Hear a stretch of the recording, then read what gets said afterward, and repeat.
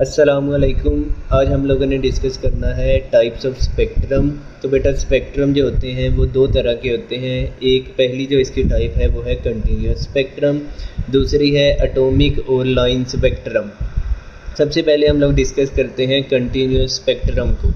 अब continuous spectrum क्या होता है? In this spectrum the boundary lines between the colours can not be marked. अब इस स्पेक्ट्रम के अंदर कलर तो होते हैं लेकिन उनकी कोई भी बाउंड्री लाइन नहीं होती। The colours diffuse into each other, one colour merges into other without any dark space. अब ये जो कलर्स होते हैं ना एक दूसरे के अंदर मर्ज हुए होते हैं, यानी कि मिक्स हुए होते हैं, तो आप लोग इनकी कोई भी बाउंड्री लाइन को देख नहीं सकते। तो जैसे कि आप लोग बेटा ये पिक के अंदर भी देख सकते हैं, ये जो सारे के सारे कलर हैं एक दूसरे के अंदर मर्ज हैं, आप लोगों को कोई भी डार्क स्पेस इसके अंदर नज़र नहीं आ रही। अब कंटिन्यूस स्पेक्ट्रम की बेटा जो एग्जांपल है वो एक जो नेचुरल कॉमन एग्जांपल है वो है रेनबो की। रेनबो के कलर जिस तरह से बेटा आप लोग देखते हैं एक दूसरे के अंदर मर्ज हुए होते हैं और कलर्स की कोई भी बाउंड्री आप लोगों को नज़र नहीं आ रही होती। सेकंड बेटा टाइप है एटॉमिक और लाइन स्पेक्ट्रम। तो इसका ना पहले थोड़ा सा इन्होंने प्रोसीजर बताया है डेफिनेशन में, वो साथ में हम लोग प्रोसीजर भी देख लेते हैं कि किस तरह से ये लाइन स्पेक्ट्रम बनता है।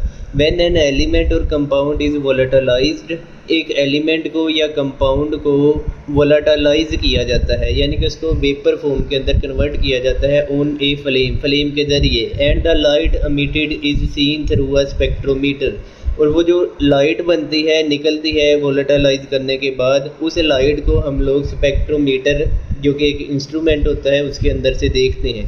अब ये जो स्पेक्ट्रोमीटर है ना एक ऐसा इंस्ट्रूमेंट है जिसके अंदर प्रिज्म लगा होता है। जैसे ही बेटा वो लाइट निकलेगी उस लाइट को हम लोगों ने वो प्रिज्म के अंदर से गुजरेगी, स्पेक्ट्रोमीटर के थ्रू हम लोग देखेंगे तो वो जो लाइट है वो उसका एक स्पेक्ट्रम बन जाएगा। We see distinct lines separated by dark spaces. इस तरह का जो स्पेक्ट्रम होता है उनमें ना लाइंस आ रही होती हैं और डार्क स्पेसिस हो रही होती हैं। This type of spectrum is called line spectrum. ऐसे स्पेक्ट्रम को हम लोग लाइन स्पेक्ट्रम बोलते हैं। जैसे कि बेटा इस इमेज में भी आप लोग देख सकते हैं कि ये हमारे पास एक स्पेक्ट्रम है जिसके अंदर डार्क स्पेसिस हैं जिनको हम लोगों ने सेपरेट किया हुआ है ब्राइट लाइंस के साथ।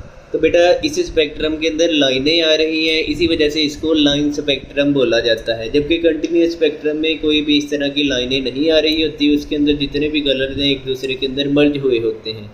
उसके बाद बेटा इसकी एग्जांपल है line spectrum of sodium contains two yellow coloured lines separated by a definite distance. जो सोडियम का बेटा स्पेक्ट्रम होता है लाइन स्पेक्ट्रम, उसके अंदर दो येलो कलर्स की लाइंस होती हैं और उनके दरमियान में ना बेटा कुछ एक स्पेसिफिक या डेफिनेट डिस्टेंस होता है। अब बेटा लाइनें कितने आएंगी स्पेक्ट्रम के अंदर या उनके दरमियान में डिस्टेंस कितना आएगा, ये बेटा सिर्फ और सिर्फ नेचर ऑफ द एलिमेंट या कंपाउंड के ऊपर डिपेंड कर रहा होता है। जैसे कि सोडियम का लेंगे तो बेटा सिर्फ दो ही लाइनें आएंगी। इसी तरह कोई और कंपाउंड लेंगे तो हो सकता है उसमें ज़्यादा नंबर ऑफ लाइन्स हो। अच्छा बेटा ये ना बोर्ड के पेपर के अंदर लॉन्ग क्वेश्चन भी आया हुआ है, what is the difference between atomic emission spectrum और एटॉमिक एब्जॉर्प्शन स्पेक्ट्रम। तो ये दोनों जो बेटा स्पेक्ट्रम होते हैं ये लाइन स्पेक्ट्रम की दो टाइप्स हैं जिनको हम लोग डिस्कस करने वाले हैं। सबसे पहले बेटा देखते हैं एटॉमिक एमिशन स्पेक्ट्रम को। The spectrum which is formed by the emission of a light by a substance.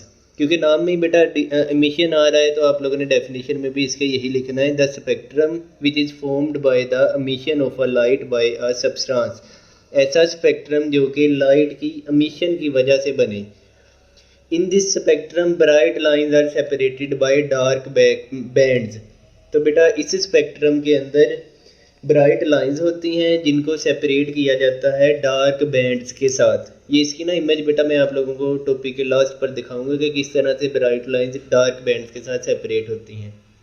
तो ये वाला इसका ना एक बेटा छोटा सा एक्सपेरिमेंट होता है, उस एक्सपेरिमेंट को भी हम स्टडी कर देंगे ये वाला स्पेक्ट्रम बनता कैसे है।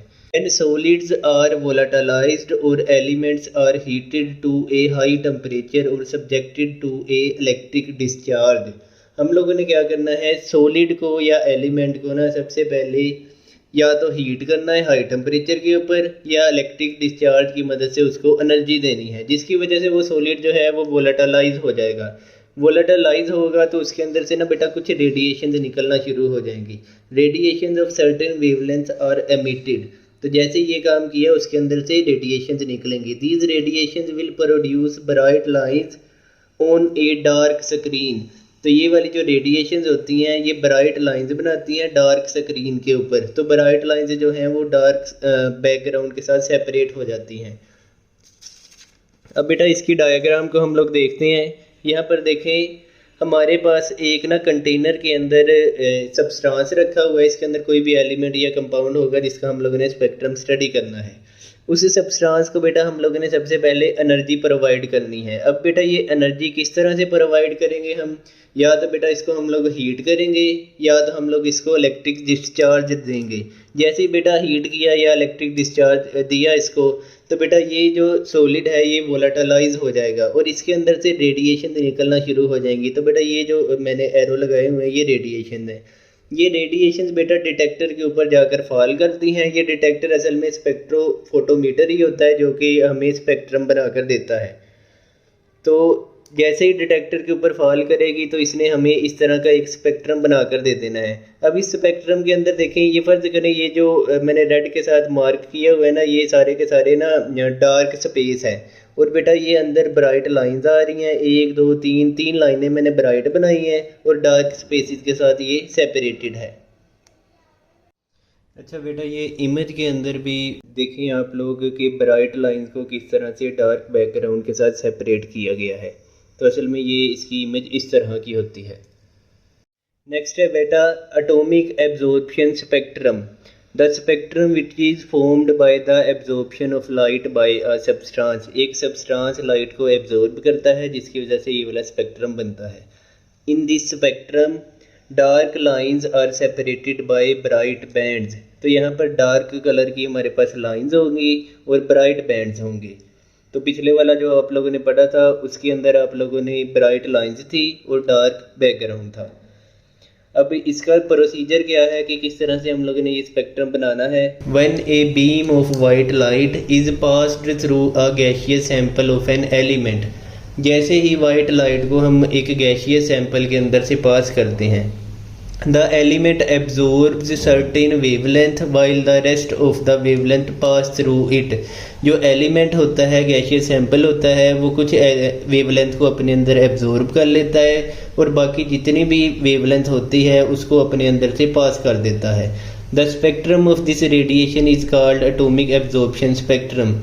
तो बेटा वो जो वेवलेंथ इसके अंदर से पास हो गई उसका स्पेक्ट्रम बनाया जाता है और उस स्पेक्ट्रम को बोला जाता है एटॉमिक एब्जॉर्प्शन स्पेक्ट्रम। अब बेटा इसकी डायग्राम देखें। यहाँ पर हमारे पास ना गैसियस सैंपल था, इसके अंदर एटम भी हो सकते हैं, मॉलिक्यूल्स भी हो सकते हैं। हम लोगों ने क्या किया, वाइट लाइट की इलेक्ट्रोमैग्नेटिक रेडिएशन को इसके अंदर से पास करवाया। तो ये जो एटम और मॉलिक्यूल्स हैं इन्होंने कुछ वाइट लाइंस की वेवलेंथ को अपने अंदर एब्जॉर्ब कर लेना है और बाकी को अपने अंदर से पास आउट करवा देना है। जो इसके अंदर से गुजर गई उसको हम लोगों ने डिटेक्टर के ऊपर फॉल करवाया। डिटेक्टर असल में स्पेक्ट्रोफोटोमीटर है जिसने हम लोगों को एंड पर स्पेक्ट्रम बनाकर देना होता है। तो हमारे पास जो एंड पर स्पेक्ट्रम बना उसमें देखें हमारे पास जो बैकग्राउंड है वो सारा का सारा ब्राइट है, जबकि लाइनें दरमियान में आ रही हैं वो डार्क लाइंस आ रही हैं। अब बेटा ये इमेज में भी आप लोग देख सकते हैं कि किस तरह से जो डार्क लाइन है वो ब्राइट बैकग्राउंड के साथ सेपरेटेड है।